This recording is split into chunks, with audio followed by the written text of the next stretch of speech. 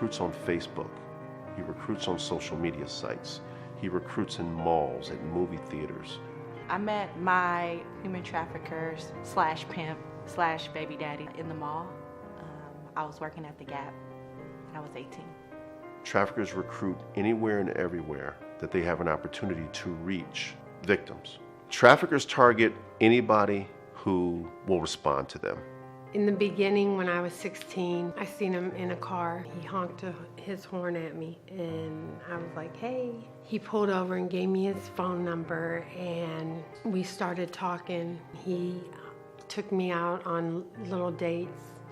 He played as my boyfriend. He played like he was an attorney. Now I'm 16, and I don't know no better, but on the west side of Akron, he took me to this big house, and he said that all of this could be yours. He made it seem like it was a fairy tale to me. He's going to continue to try to fill that void that person is missing. And how he does that is by probing and asking questions, and this person is so seeking that attention. That's the person that he's going to exploit. You have the ones that are nice to you, where you don't know they're traffickers at the time. You just think there's somebody's trying to help you. I would just say manipulation, pretending that he loved me, being that I wanted to be with him that bad that I agreed to it. My ex-boyfriend's sister, she was my trafficker. She would always promise me, oh yeah, we're gonna go get our hair done and we're gonna get our nails done and you can stay here rent-free, you don't have to worry about anything because I know you and your mom don't get along. I didn't know what was happening, but I thought she just probably had a lot of boyfriends. It was more of me so opening doors, talking to them occasionally, and then letting them out. I really wasn't paying too much attention to it because I was too busy watching her son. Then she put me on the chat line with her voluntarily.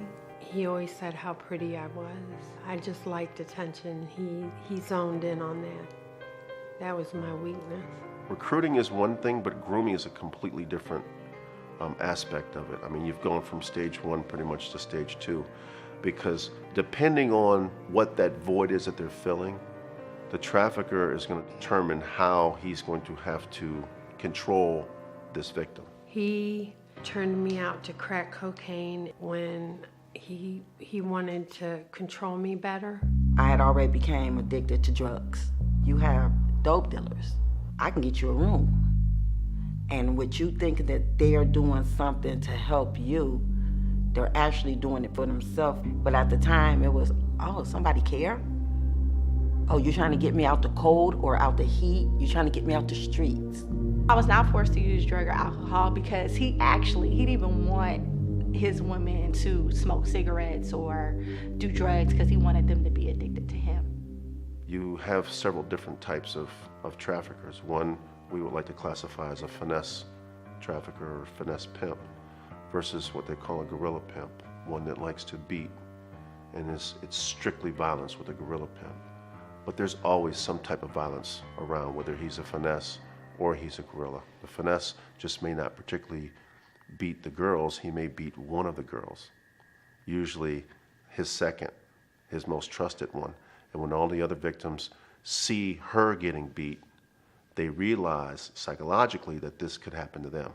So that's another form of control, where on the other hand, the guerrilla, that trafficker, he uses violence on every one of his victims. So there's various different scenarios, and it changes, and it's very fluid depending on the girl and depending on how the trafficker recognizes what he needs to do to break the victim's will.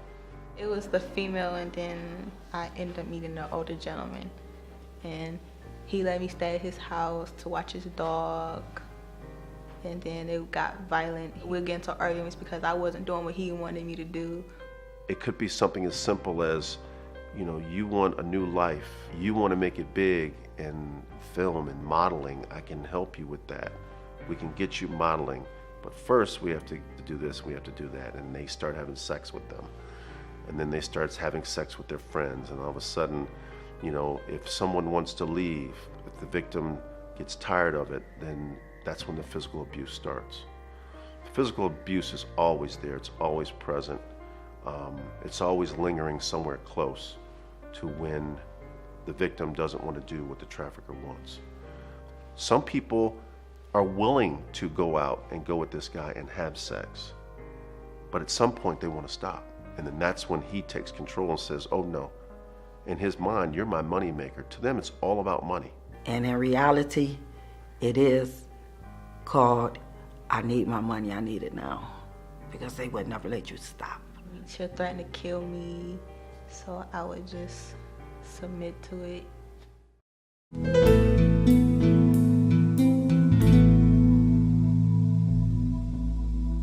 I've met a lot of women who've been victims of human trafficking, and each story has been different.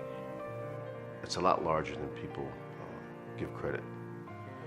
It's much bigger than anybody would ever know because it's so underground. Some of the scenarios that we've encountered in the many years that I've been doing this, we've recovered children as young as 12 and women as old as 66 involved in human trafficking. They are in every community in Ohio, not just in the poor communities. We're talking about rural communities, we're talking about urban settings, as well as affluent communities. The very first time he took me out was in Cleveland at a trick bar.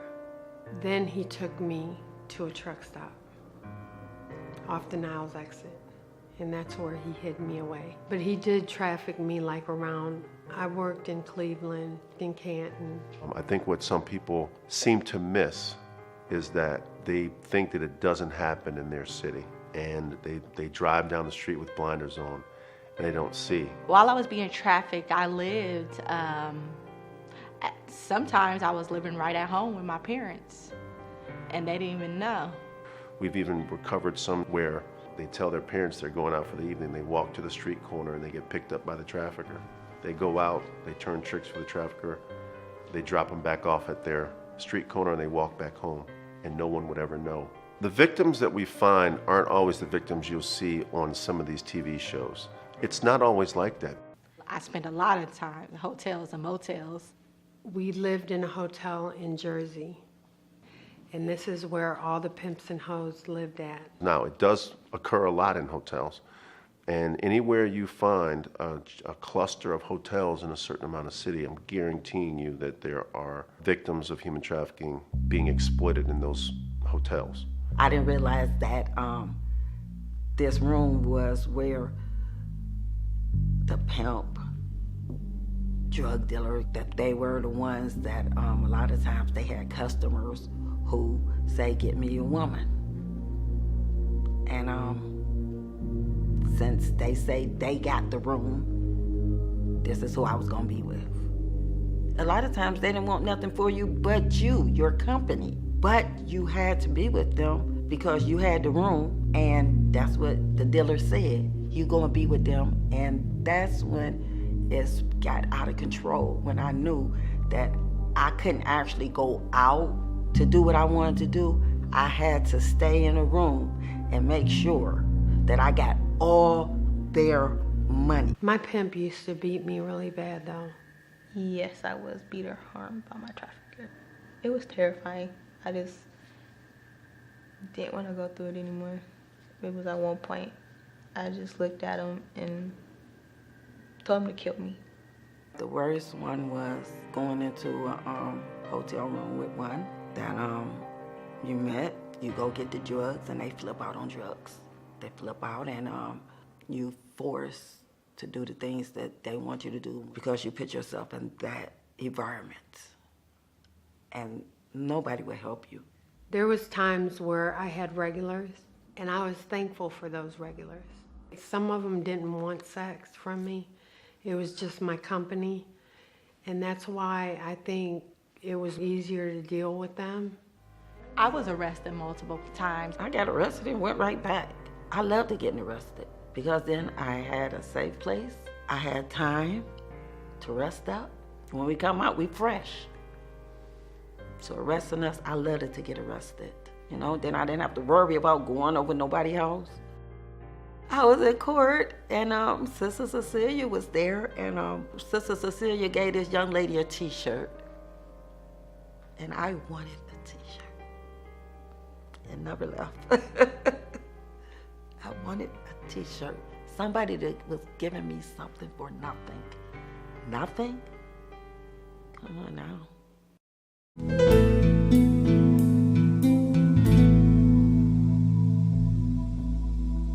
There was one time where I got beat for 10 blocks in New York from my pimp.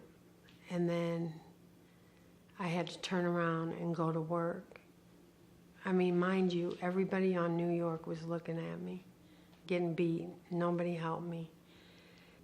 Who cared?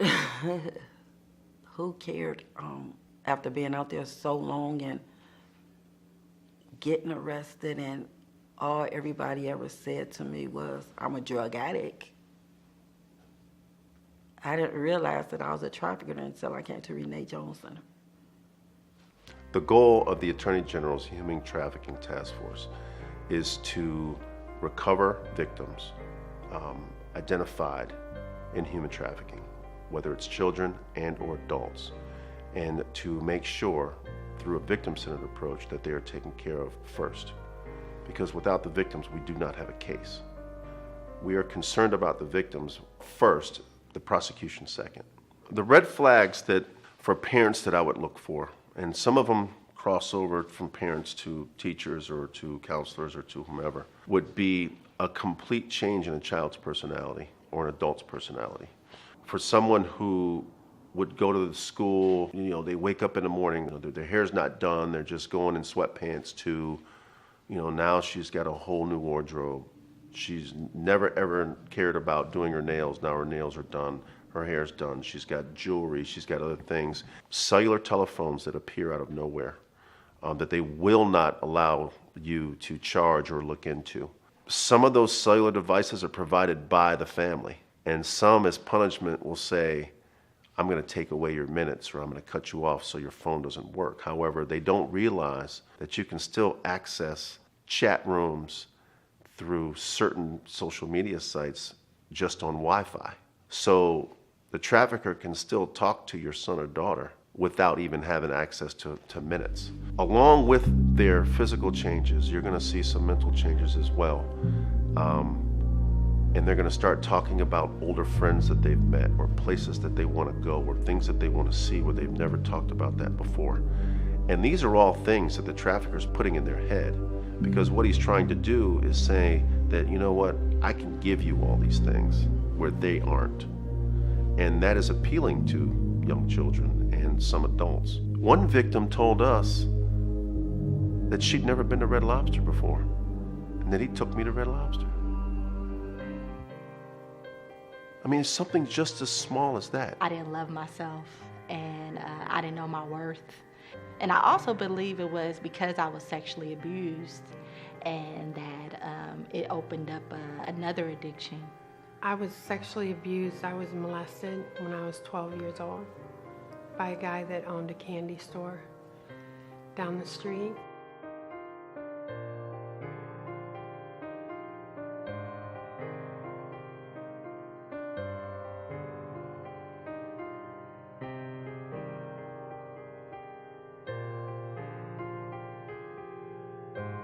We have recovered victims in various neighborhoods in the greater Cleveland area. For example, our youngest victim, 12 years old, that we recovered, was recovered in North Olmsted, Ohio. Just a little hair stood up on the clerk's back, and the clerks thought something was wrong at this hotel, and they called the police. We have recovered victims in Rocky River, Ohio, in Westlake, Seven Hills, Cleveland, from Willoughby, from Euclid, and as far out as Litchfield and Lodi to Middlefield. Detective John Morgan was the detective who arrested me, and he let me know about the Renee Jones Center, and I reached out to her. After I went to the Renee Jones, they asked me about me. They didn't ask me about the drugs. They had words of encouragement. They brought out something in me that I forgot about. I forgot about me. The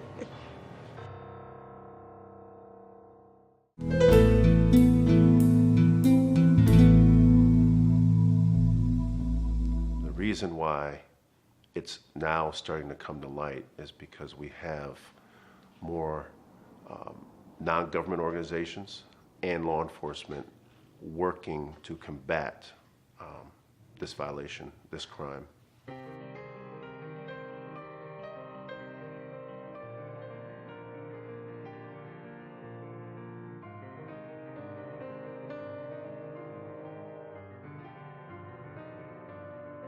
He threatened to kill my parents if I ever came back to him.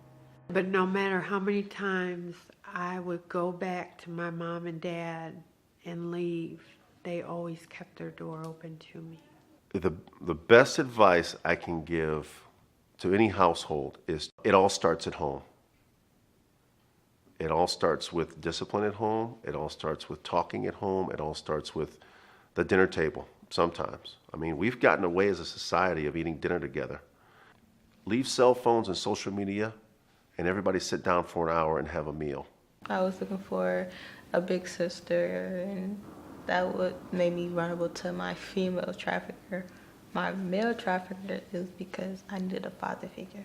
And for people in school, counselors, teachers, along with those same physical things that I talked about, when you hear kids start talking about the older people that they're hanging out with, or if tattoos start popping up over them that they'd never had before, these are all signs.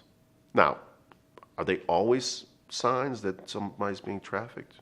No, but don't ignore the signs. I always tell people that if there's a little twinkle in your stomach and you feel like there's something wrong, then there's something wrong. And in law enforcement, if you call us, we're going to come out. And we're not going to be upset if it's not there. We're just happy that you called us.